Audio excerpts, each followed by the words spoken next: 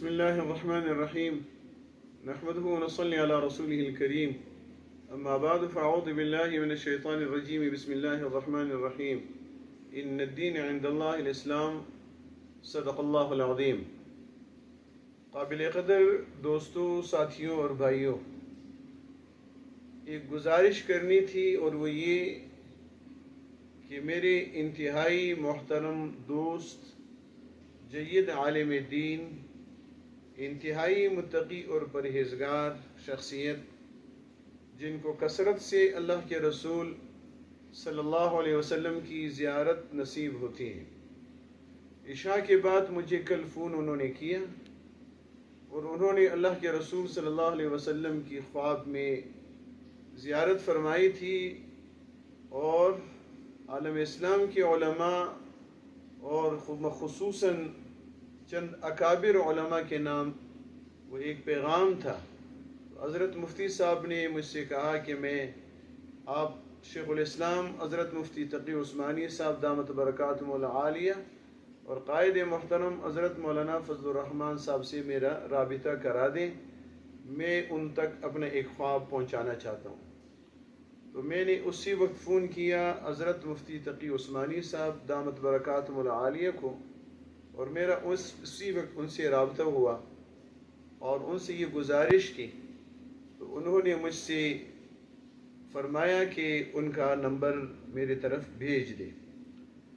اور قائد محترم سے بھی میں نے رابطہ کیا. تو الحمدللہ بندے کے توسط سے ان دونوں حضرات سے اس مفتی صاحب خواب کا رابطہ ہوا، اور قائد محترم نے مجھے میسج کیا کہ میرا ان سے رابطہ ہو گیا، اور حضرت مفتی تقی عثمانی صاحب دامت برکاتہم العالیہ، ان حضرات سے ان کا رابطہ ہوا اور اپنے پیغام اس مفتی صاحب نے پہنچایا. اور پھر حضرت مفتی صاحب نے مجھ سے کہا کہ تم بھی لوگوں کو یہ پھر بتا دینا. اور خواب یہ تھا، انہوں نے فرمایا کہ مجھے گزشتہ رات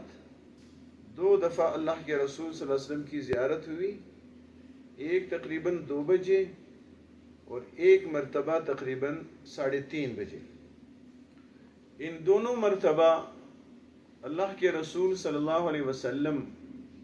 انتہائی جلال میں تھے، اور یہ فرمایا کہ عرب اور عجم کے علماء کو بتاؤ،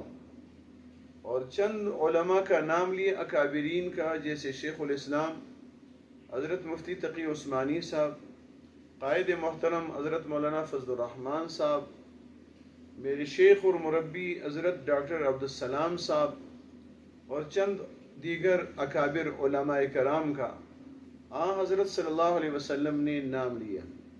اور پھر فرمایا کہ لوگوں کو بتاؤ،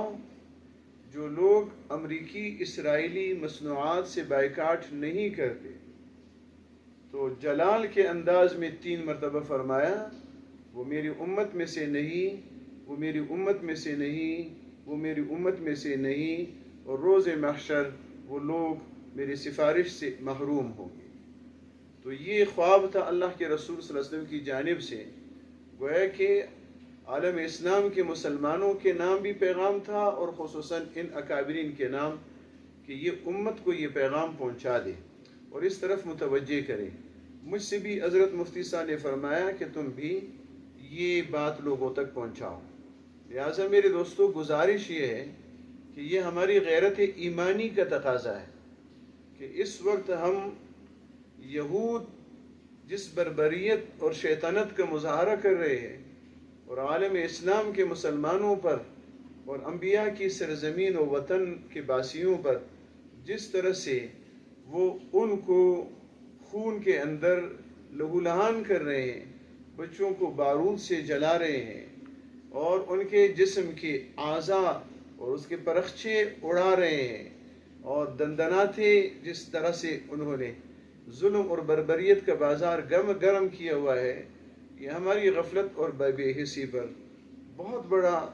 سوال، ہماری غفلت کا کے حوالے سے سوال نشان ہے. لہذا میرے دوستوں، گزارش یہ ہے کہ ظاہر ہے کہ اللہ اپنے اشارات سے اور جناب رسول اللہ صلی اللہ علیہ وسلم اس قسم کے پیغامات کے ذریعے سے امت کو متوجہ فرما رہے ہیں کہ ہم اپنی ذمہ داری کو سمجھیں اور اپنی ذمہ داری کو نبھائیں۔ ہماری فلسطینیوں بھائیوں کے ساتھ جو اسلام کا رشتہ ہے اور وہ مقدس جو سرزمین ہے، اس کے اوپر جو ظالم یہودی غاصبانہ قبضہ کر کے پوری دنیا پر اپنی ایک حاکمیت کو قائم کرنے کے وہ خواب دیکھ رہے ہیں اور اس کی طرف وہ آگے بڑھنے کی کوشش کر رہے ہیں، ہماری ذمہ داری بنتی ہے کہ ہم اپنی جد و جہد سے ان ظالموں کا راستہ روکیں اور اسلام کی بالادستی کی جد و جہد میں اپنا جو حصہ جانی مالی اور اپنی صلاحیتوں کے حوالے سے ڈال سکتے ہیں ہم اپنا وہ حصہ اس کے اندر ڈال دیں۔ لہٰذا ہم بھی اپنے طور پر اس بات کی جتنی کوشش ہو سکتی ہے کہ ہم یہ جو اسرائیلی مصنوعات ہے اور اس کے حوالے سے اپنا پیغام یہ مسلمانوں تک پہنچا سکیں اور تاکہ ہم ان چیزوں کو سمجھ کر بائیکاٹ کریں۔ آپ حضرات سے بھی گزارش ہے اس حوالے سے آپ بھی جدوجہد فرمائیں، اس اسرائیلی